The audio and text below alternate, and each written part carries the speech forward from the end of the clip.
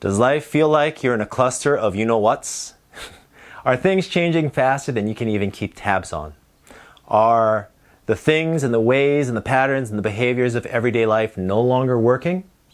Well, you might be in the midst of your initiation. Want to learn more? Let's jump into it.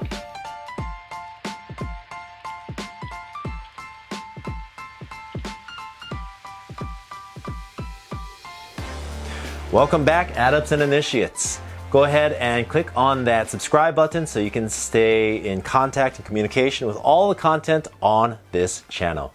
All right, Grand Rising and Great Tidings, we are talking about our awakenings, and we're going to talk today about that first aspect of the awakening.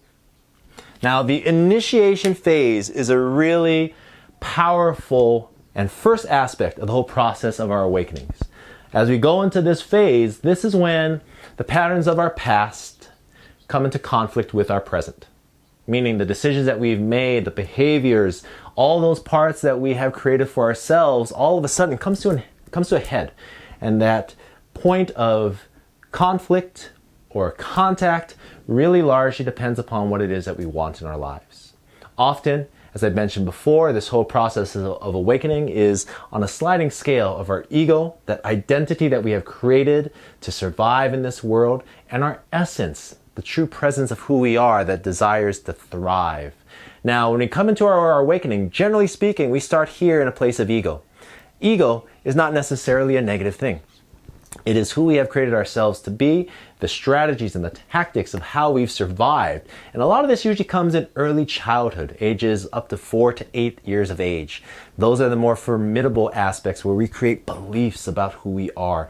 And those beliefs upon who we are largely based upon emotions that we've experienced, based upon experiences that led to emotions that have created beliefs. For example, one thing that I have dealt with through the entirety of my life is a matter of worthiness.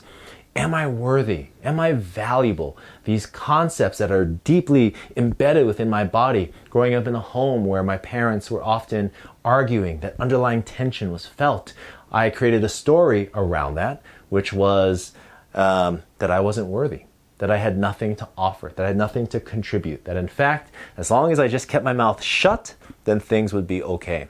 And now going into adulthood, whether we're talking about personally or professionally, those are just things that don't work, right? And so what I ended up doing is going through this deep process of healing, because I found again and again and again, when what I wanted and who I believed myself to be came into conflict, then one or the other would begin to win out.